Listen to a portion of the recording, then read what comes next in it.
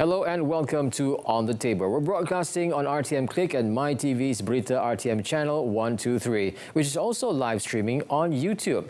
I'm your host, Otto Othman.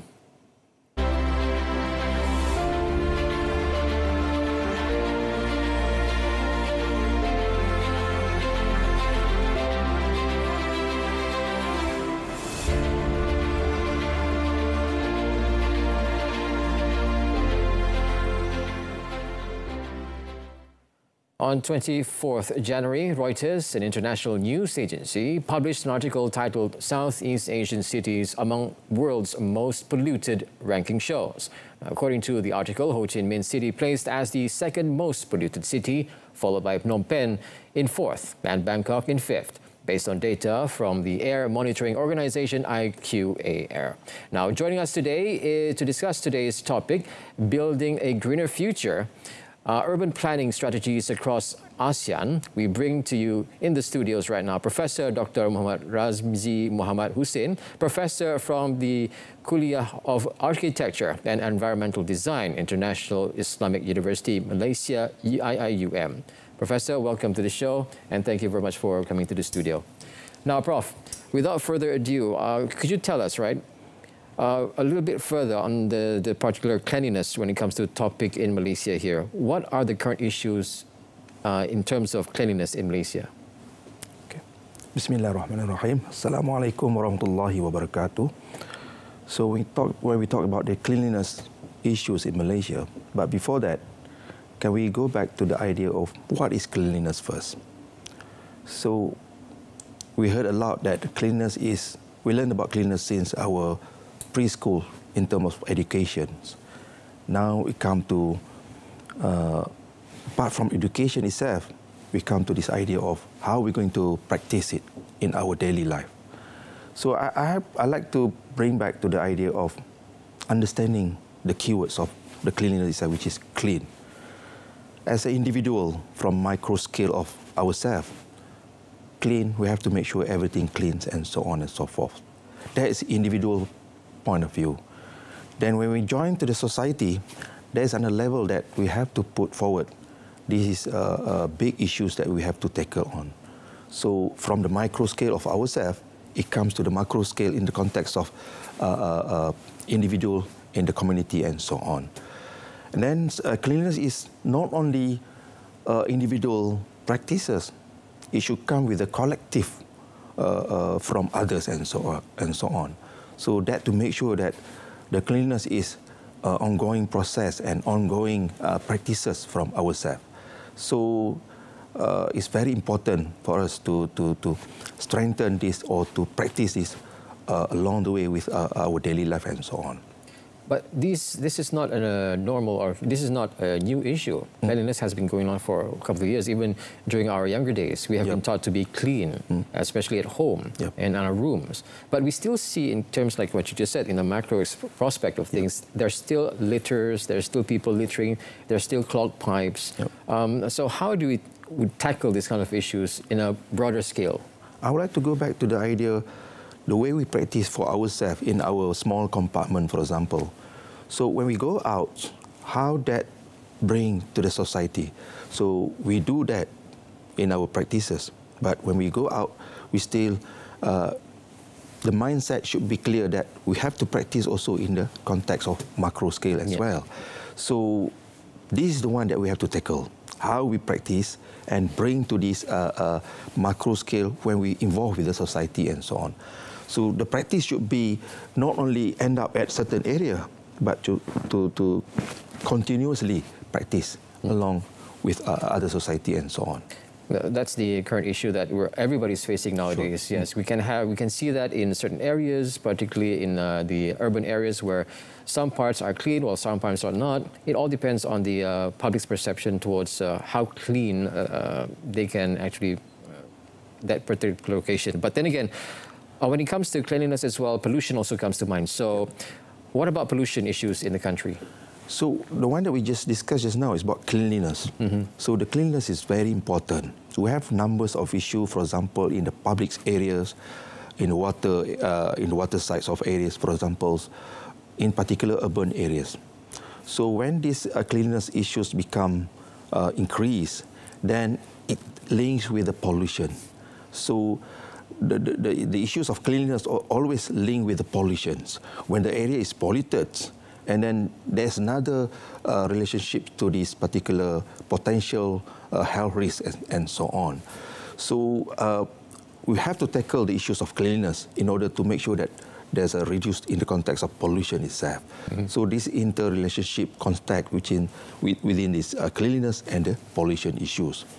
So in regards to the pollutions, and then those areas that we can see, the pollution, for example, that water pollution, for example, that becomes another big issue to certain areas, in particular cities, because of not only the water itself, the air also will be affected by these particular factors and so on. Yeah. Now, we're talking still about this question of pollution. Littering as well is part of it. Inadequate waste management. Yep. Also, public toilet hygiene is another factor as well. Not to mention the pollution in water bodies. Yep.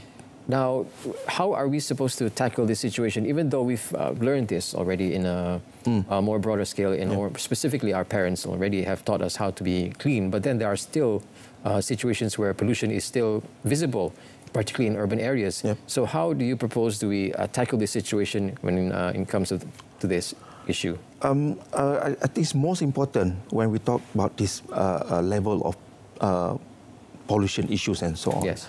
I would like to come back to this, how we bring the publics in whatever decision that made, for example. So, for example, like in any situation of for example, when we refer to the local authority, when we refer to the plannings, policy and so on, the involvement of the local publics. So, when they involve with any types of, when they do understand about the pollution issues, they themselves will do and practice the one that we have in the ideas of cleanliness and so on. Yep. So what I'm trying to share with you, which is invite or involve more public within this particular understanding of pollution and so on. Then we can see the reaction should be improved from and then it can become a continuous effort from the public itself. At the moment, we can see that the mindset is not that people, I think most of us understand. Most of us know about cleanliness. Most of us know about pollutions. But when it comes to practice it, when it comes to make sure that there's no more things happen, no more things like pollutions happen to the area, still we have quite numbers of mindset to change towards that. Like what we say for the cleanliness, for example, the throw-away culture. So I think we can see when we drive a car, for example, we can see people throw their rubbish throughout the windows and so on. So still, they know that is wrong, but sometimes they did that.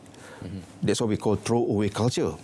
So then from that particular rubbish and so on, then it create become bigger scale, which is the area become polluted with the waste and so on and so forth. So back to the idea, bring the society, bring the community in any decision that's been made, and then appreciate them, let them know and understand, then inshallah they will practice toward that. I think that's one of the ideas that we can bring in this particular idea. So you're saying the public should be involved in whatever government initiative when it comes to cleanliness, be part of it, be appreciated. Be appreciated. I see. Okay. Now, is there any particular state in Malaysia that you put in high regard when it comes to cleanliness? I think all of us know about Muar, which is a royal town of Johor.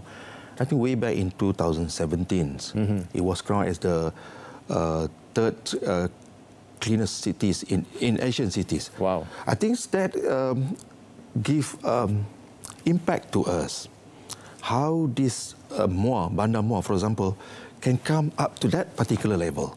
So can achieve that particular award, represent our country and then represent the Asian cities, for example.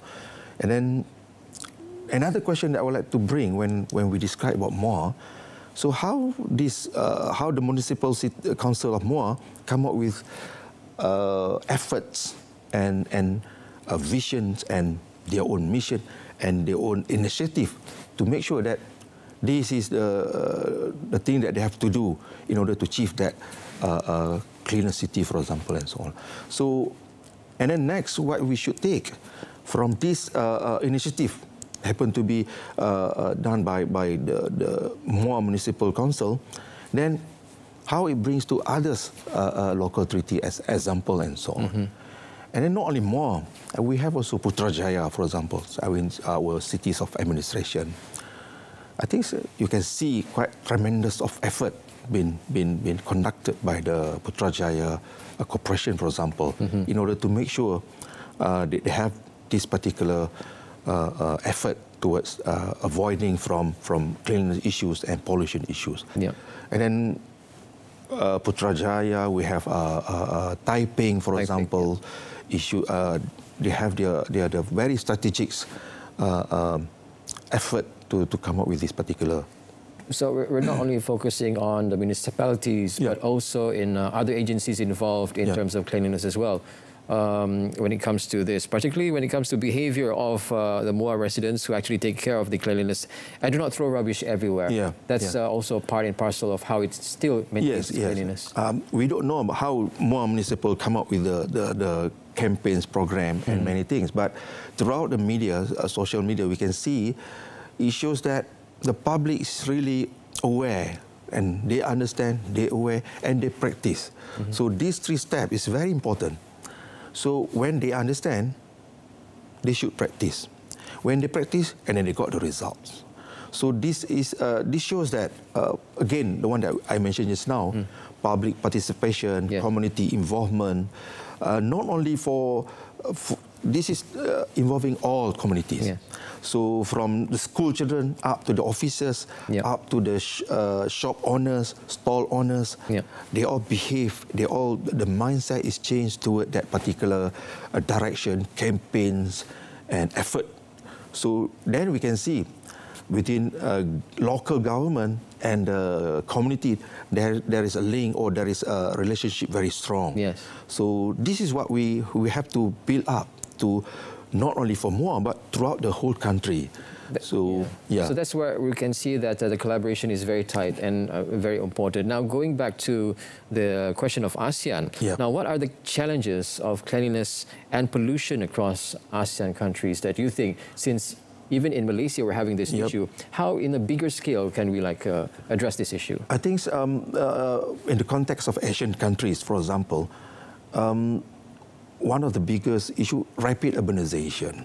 When they have for example, like Bangkok City, for example, with the rapid urbanization, we can come up with the urbanization progress and many more. But at the same time, how are we going to balance between urbanization and the setting up of the environment? So it should come with balanced planning, whereby you can see those rapid urbanization, of course, there are impacts to the environment and social, for example. So back to the idea that I said Bangkok just now, there are rapid urbanization. But what about the social impact towards this particular urbanization? So what about this environmental impact towards this urbanization? Back to KL as well, so we have to look at within these 3 important aspects. We can develop, but we have to balance between environmental aspects and, of course, social aspects. So you're saying that in context of Muar, we should follow their behavior and how to attract the community to participate in government efforts in terms of cleanliness. Yes. And in ASEAN's perspective as well, if it's rapid development, it has to go hand in hand together with development when it comes to cleanliness. So teaching the community at the same time, building the community should go hand in hand. Should go in hand because of the development. When we develop certain area, we need people. When people comes, we need the environment. When environment comes, then we can have the sustainable areas, for example. So development without consideration of the environment and the social, for example, which belongs to people, so it's not sustained. Because this interrelationship aspect is very important to make sure that things happen there, which will be a sustainable development and so on. And then coming back to that particular point of view, the one that you mentioned about Muar just now, I do believe the mayor from the top the lowest officers, for example, they are very clear. That's why they achieved that particular award. And then from the public, the bottom up, from the society, from up to the shop owner, the stall owner, which is along the Sungai Muar, for example. So they do understand what the top visions asking them to do, and then the bottom respond to that particular, we can say that particular instruction and so on. So this is very strong mutual understanding. So yes, for Asian city, we need to look at that. We're not against development and so on, but it should come to the idea that any type of development should consider this in the context of environment and social. Then who are the people going to stay in this particular area? Come back to the human, come back to us. We are the public. So, so the things that we develop will impact very much to the publics, when then also we impact very much to the environment. So very interesting to look at, and to make sure that these are the things or three things that we have to look after when we talk about urbanization and development and so on. Well, thank you very much for that deep insight as well. But we're going to go for a little short break and discuss further on today's little topic, so stick around. In 2025, Malaysia proudly leads the ASEAN community into a new era of unity, growth, and opportunity. Together with 10 Southeast Asian nations, Malaysia is driving progress in trade, innovation, sustainability, and tourism. Explore the best of Malaysia, from its stunning landscapes to its rich cultural heritage. Be part of global events, business summits, and exciting festivals throughout the year. Join us in 2025. Discover new connections, celebrate unity, and experience the future of Southeast Asia. ASEAN Malaysia 2025. Together, we rise.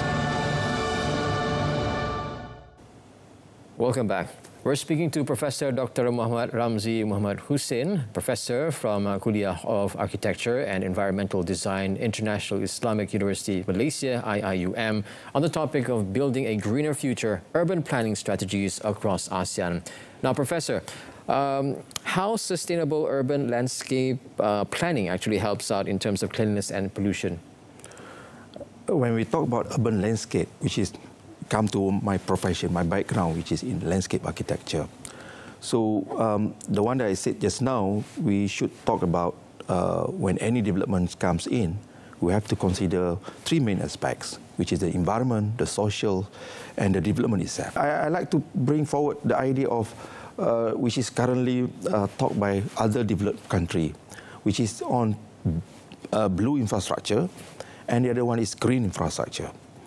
So we have to inculcate, we have to bring this infrastructure in our planning of the cities, where blue is more described in the context of how we're going to deal with the water bodies in the context of the city, for example.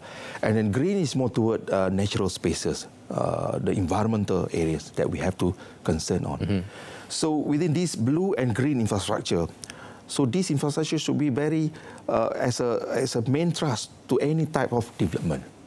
So when you talk about then the impact of this, we can short form into BGI, the blue-green infrastructure, in the context of social. How the areas that we develop with the consideration of blue infrastructure and green infrastructure support the human capital development, which is the society in the urban areas. So these are two things that are really that really matters, because of, I think, you look at cities like Taiwan, even China or other areas in the world, they are coming back to the idea of blue infrastructure and green infrastructure with the current issues of flood and so on and so forth. Disasters, Yes, blue infrastructure is very important. And then last year we faced with the La Nina, El Nino, for example. Green infrastructure is very important. So these two infrastructure should be a main thrust for us when we talk about urban planning or urban landscape and so on. And then we impact to not only the development itself, but to the human capital, to us that we're going to stay on and so on. Another interesting factor that I would like to highlight as well is the factor of companies as well. The right companies, meaning that actually contribute to sustainability, is also another factor as well. Just like in Japan, for example, they have their a whole community whereby companies actually who are sustainable, use sustainable practices, actually sell their items in that particular group of people. And it shows there's zero waste. So in terms of this, Professor, also companies play an important role in a certain city or an urban area as well. What about filterization in terms of water? Do you think the government should actually invest more in air filtration or water filtration in its sewages and all that? Yeah, this is one of the reasons for this particular effort, which is, of course, the financial aspect. Yes. So I think any projects, the one that we refer to, Bandar Muar, for example, the Municipal Council of Muar spent more than 50 million. So the budget goes to this green infrastructure, and then they talk about blue, how they maintain the river itself, the blue infrastructure. And of course, also goes to the public awareness, the campaign itself. So yes, financial is very important aspect on top of this particular the way that we have to do for sustainable ideas and so on. Now, Prof, can you provide some examples of good urban landscape practices that actually can help reduce pollution issues in the ASEAN countries? I think so, we have numbers of examples that we can see. I think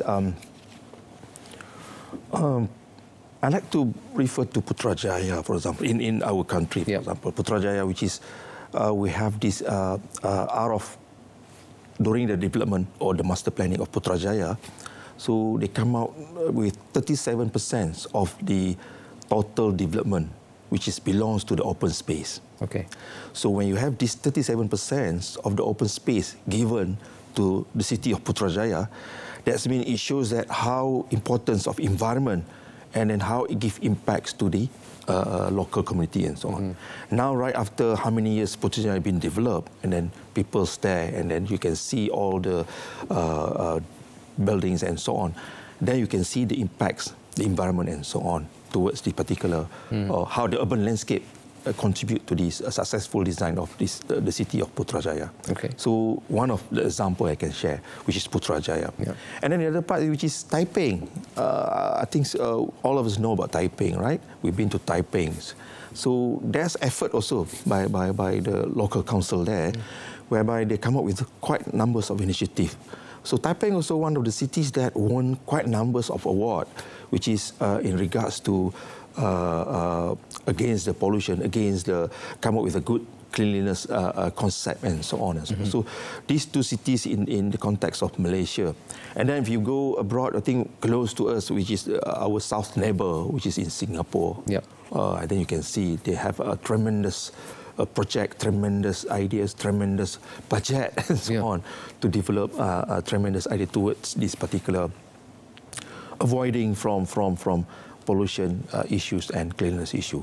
So this is one of. We also have Bangkok, though. Bangkok and Jakarta as well. Kampung Hijau. Yes, Kampung Hijau. The concept of Kampung Hijau. But out of this, when we mention Bangkok, Jakarta, Kampung Hijau, Singapore, then look at the successful teams behind that particular project, which is belong to the publics, which is belong to the society. The one that I mentioned for Muar, for example, the society play a major role towards successful of that particular. Same goes to Jakarta because of how the awareness, first they understand, then they're aware, then they practice it. So this particular internal relationship words and practices is very important. So you may have good budget, but if the public is not ready, there's another impacts. If you have budget, the public is ready, then you can see the successful along with a continuous understanding and so on. Is it possible, Prof, is it possible that current projects, let's say for example, projects which are already been developed, but it is not up to par yet, is it possible that we can redesign it or probably redevelop it in the future? We can do that, but the most important is the financial aspect. Financial aspect. But when we say that redevelopment, for example, this is another issues that we have to tackle, which is the most important, which is of course the financial budget. Yeah. But what are the impacts to the surrounding environment? Yes. And who are going to utilize the area, which is belong to the social, will belong to the society. Yeah. So again, these three main factors, which is interrelated with within each other, to make sure that if you talk about redevelopment project, regeneration project, you must consider about this particular aspect and so on. Now, Prof, how can Malaysia implement these urban landscape initiatives to address cleanliness and also pollution? We have to take Bandar Muar as our example. Like I said again, we don't know what are their efforts or what are their program that they structured up. They can win or they can get this particular Asian recognition, for example.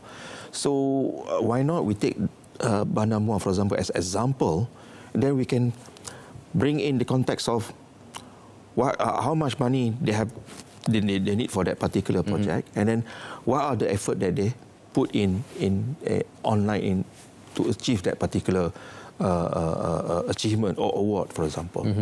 And then I think apart from in the Asian country, then we can learn also from developed country, from other part of the world. So I think China quite interesting in the context of improving their urban landscape towards the level of sustainability that we discussed before. So I think quite numbers of cities like Nanning cities and so on. So they come up with edible throughout the cities. For example, like cities of Nanning, they planted with kind of edible species. Edible to the human, edible to the other living creatures as well. So these are the things, interesting effort that been conducted throughout the world. So coming back to the idea of green, blue infrastructure, for example, we can look at, for example, in Seoul, Korea, where they regenerate the river, the particular river in Seoul city. So they turn from polluted river, regenerate and become another part of economic sector. Because of that particular river, people comes to Seoul. It's a must place to visit. So that is the thing.